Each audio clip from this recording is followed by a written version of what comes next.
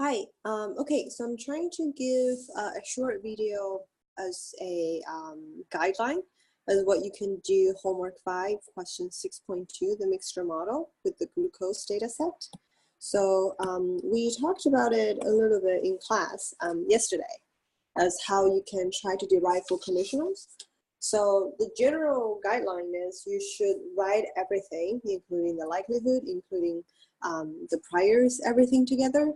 And then because you're trying to get full conditionals, you say you're trying to get for theta 1 given everything else. So in the joint meaning the joint prior times the likelihood, in the whole joint together, you should try to collect terms related to theta 1 and then derive, like collect the terms, simplify things, and recognize the kernel.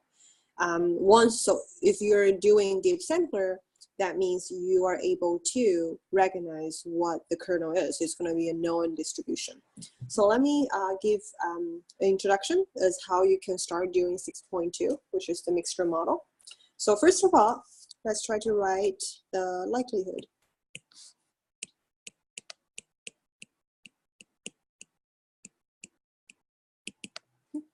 So the likelihood, if you read the question, they say for each study participant, there is an unobserved group membership variable xi, which is equal to 1 or 2, with probability p and 1 minus p.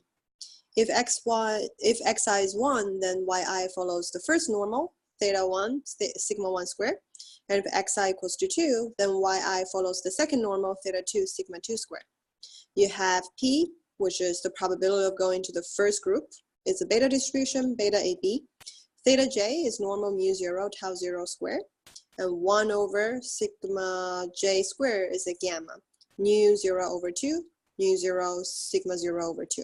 For both j equals to 1 and j equals to 2. So that is saying that both of the priors of the mean and the variance of each of the two normals are from the same distribution.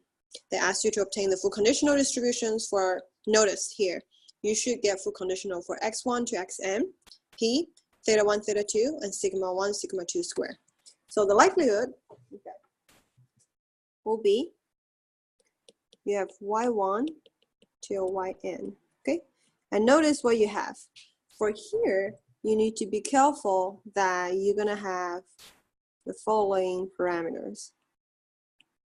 P is the probability going to the first component. Theta 1, theta 2 are the means. Sigma 1 squared, sigma 2 squares are the variances.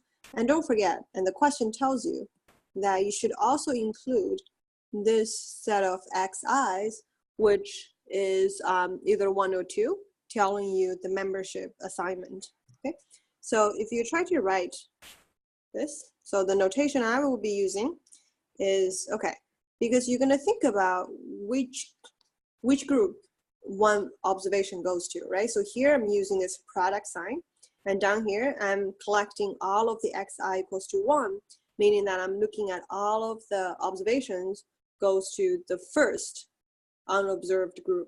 Okay, so if that is the case, then I'm writing the general normal density over here. So because that goes to the first group, so the parameter for the mean is sigma 1 squared, and then exponent negative yi minus, so here because it's the first group, so it's theta 1 squared.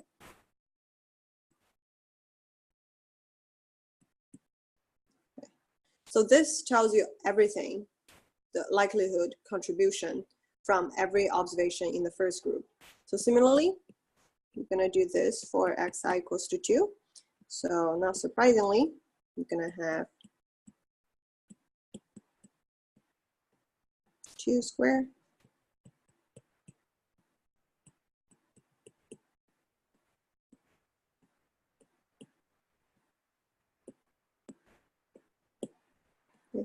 So this notation, again, just the one that I choose. You might want to come up with other notation, but this is telling you that I'm only producting all of the ones in the first group. Here is producting all of the ones in the second group. And within each of the parentheses is for that particular observation. Okay, so this product governs this product governs this. Okay? So this is everything from the likelihood. Okay, so you should write this down, put it aside. So after dealing with the likelihood, we should move to the joint prior. So here, a little bit tricky because now you have this unobserved group membership, x1 until xn. So you should also put that into the prior. So because another way to look at it, if you look at this, in order to write up the likelihood, it's given p, theta 1, theta 2, sigma 1 squared, sigma 2 squared, as well as all of the xi's. Okay, so that means you should also have prior in some sense for the xi's as well. Okay, so let me do that for you as a demo. Okay, so the joint prior,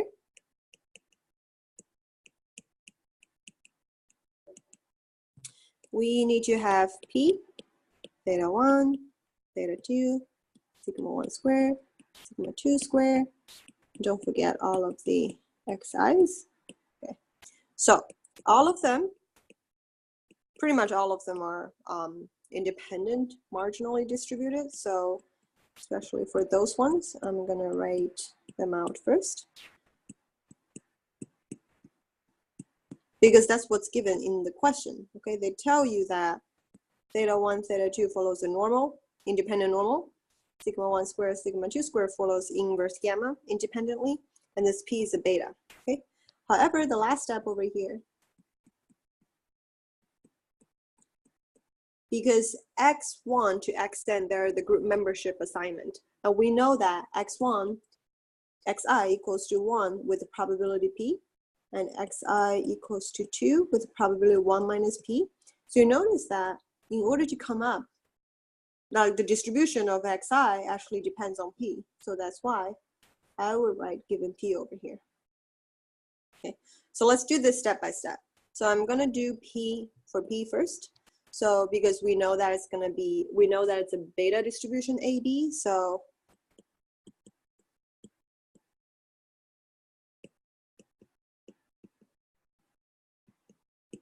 minus p raised to a minus 1, 1 minus p raised to b minus 1. Okay, and the second one over here for theta 1, because it's a normal, so it's 2 pi tau 0 squared, that's given in the question, exponent negative theta 1 minus mu 0 squared divided by 2 tau squared. Okay, and then similarly, you have it for theta 2. It's the same thing, except in the exponent, it's gonna be theta 2 minus mu 0, 2 tau 0 squared. Okay, so now we're dealing with the sigma 1 and sigma 2 square over here. So we're given that it's 1 over sigma j square is a gamma. So that means sigma 1 square and sigma 2 square itself is inverse gamma. So I'm going to write this extra information on the top. So sigma j equals to 1 or 2, is inverse gamma mu 0 over 2, and then mu 0, sigma 0 square over 2. All right, so this, go back to check the density, okay? So I'm just gonna write, because it's easy to make a mistake over here. I just want to write it out for you. And I'm keeping all of the constants together. It's a little bit tedious, but we can do this. Divided by the gamma of mu over 2. So down here, you should have, because sigma 1 square follows the inverse gamma, so be careful. You go to check the density, this should be the density, okay? And sorry, this is not finished. I still have the exponent part over here.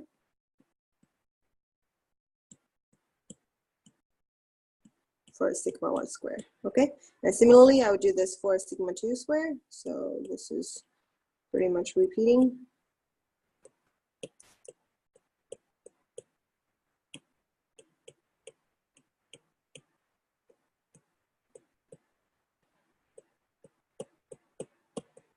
And then over here, the exponent.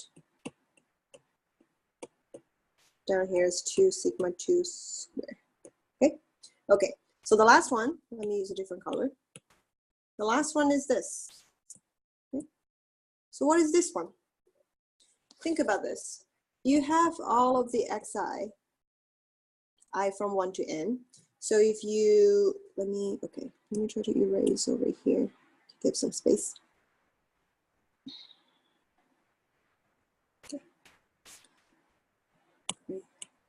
Okay, so P x1 given P.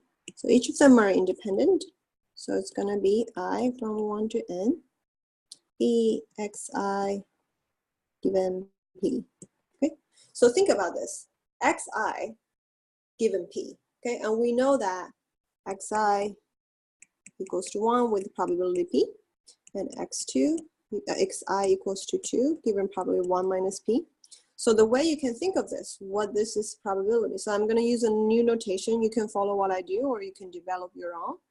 I'm trying to get a new notation called x, and here n minus x, where x is the number of xi equals to 1. Okay, so think about this. Because xi equals to 1 with probability p, xi equals to 2 with probability 1 minus p.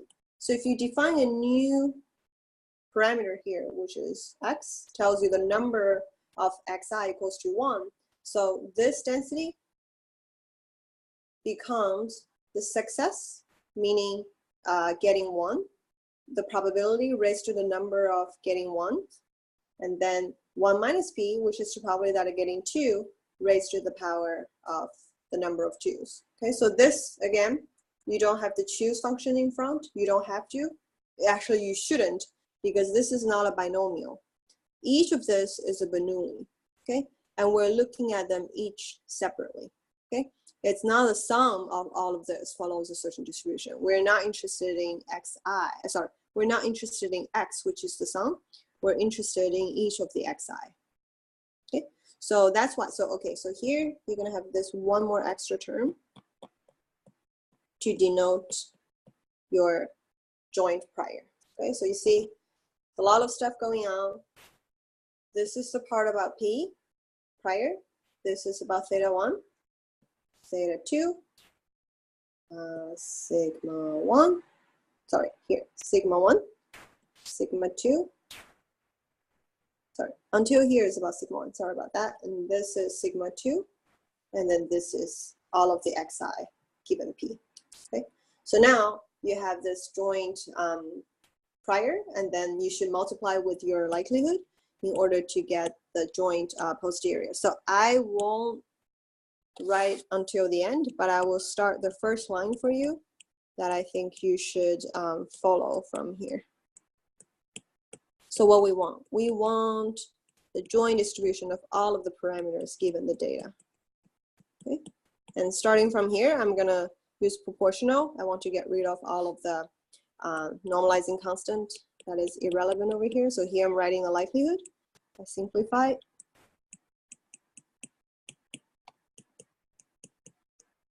So this is the contribution of likelihood from the first component. This is from the second component of the normal.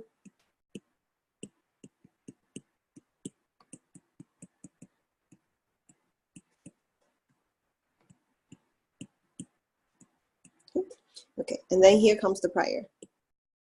That's the beta prior for P. And then the normal prior for theta 1. Normal prior for theta 2. Okay. And then, okay, then the prior for sigma 1. So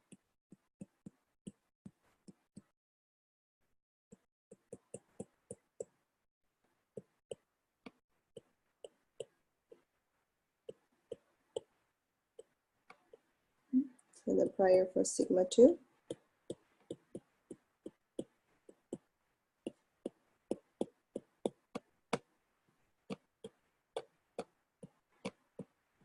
Okay. And lastly, the prior for all of the x's.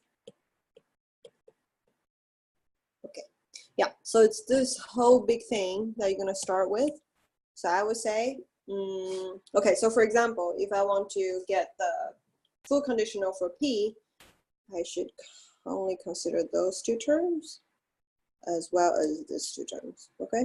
So you notice that, so like the notation that we're going to use is P given everything else. You can write this longer hyphen over here, and it's going to be only about, say, P, like these two terms.